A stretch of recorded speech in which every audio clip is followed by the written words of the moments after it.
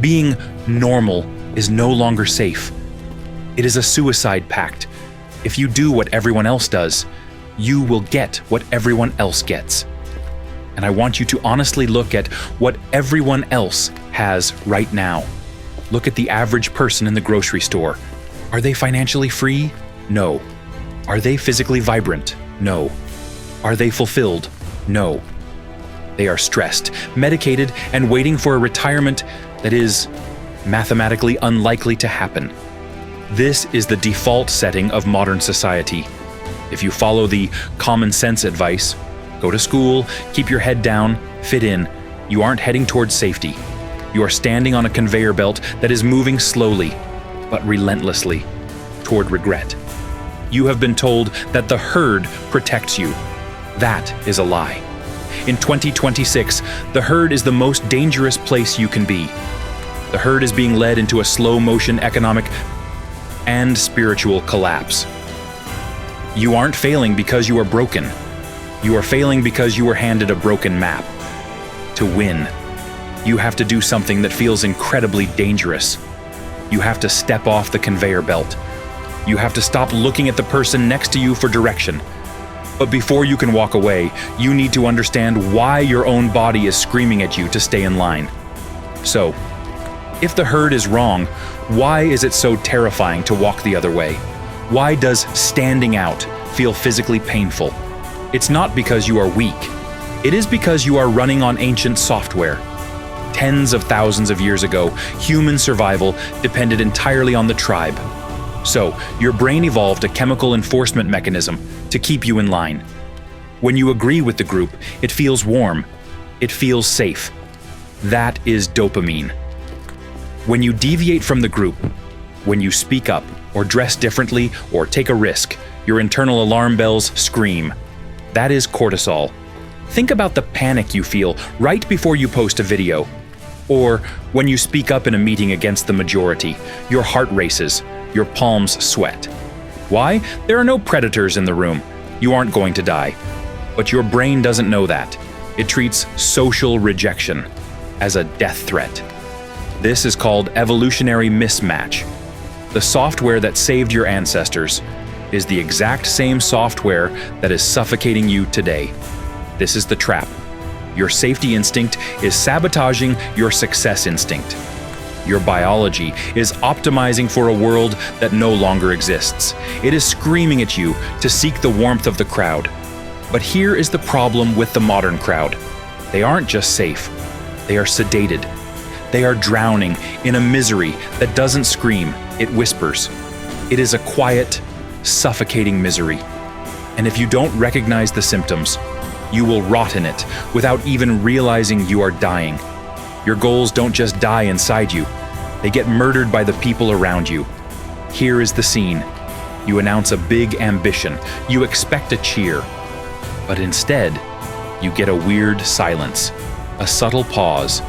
Tell them you are starting a business, and suddenly your friend, who has never run a lemonade stand, becomes an expert on the global economy. Are you sure that's safe? My cousin tried that and lost everything. Be realistic. Here is the twist. They aren't attacking you with hate. They are attacking you with concern. Doubt doesn't show up wearing a mask of an enemy. It shows up wearing the face of a friend. And that is why it works. That is why it feels like betrayal. You hand them your dream, and they hand you back their fear. Here is the part nobody tells you. Your friends don't consciously want you to fail. They love you. But subconsciously, your ambition is a threat.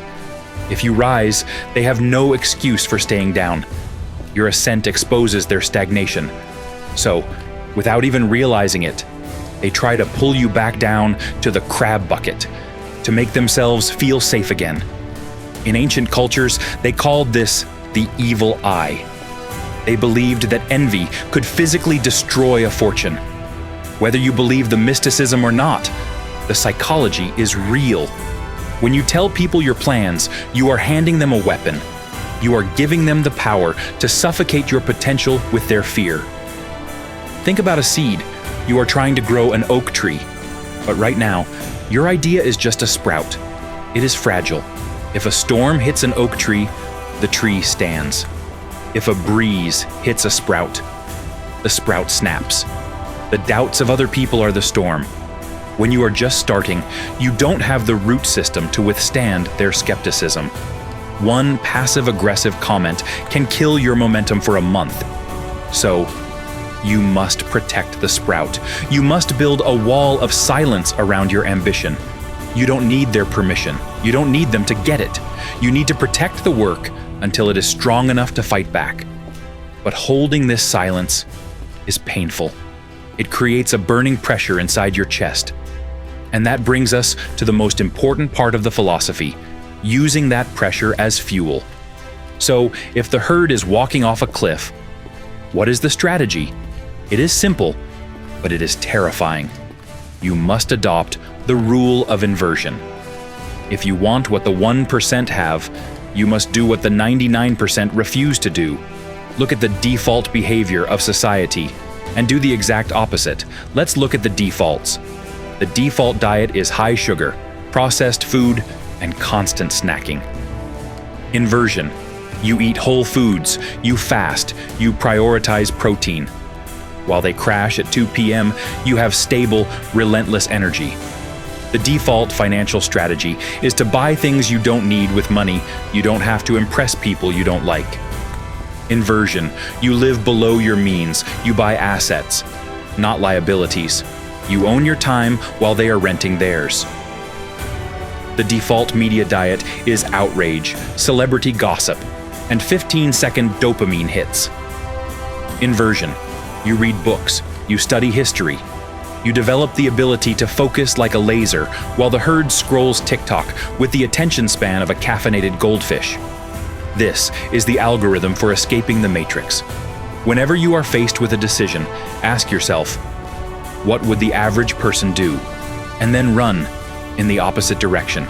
If the herd is scrolling, you read. If they are spending, you invest. If they are seeking comfort, you seek pain. But be warned, when you start doing this, the herd will notice. It's Friday night. Your friends are at the bar, drinking away their paycheck. You are at home, building your future. They will laugh. They will shake their heads. They will whisper that you have changed. Good. If the herd understands you, you are probably going the wrong way. Their confusion is your validation. They are optimizing for comfort. You are optimizing for freedom. And those two destinations require opposite maps. Now, I need to warn you about the bill. When you start doing the opposite of the herd, you might expect curiosity. You won't get it. You will get defense. Then cynicism, then hostility. When you stop drinking on weekends to work on your business, they won't cheer. They'll sneer, "Why are you such a buzzkill? You've changed."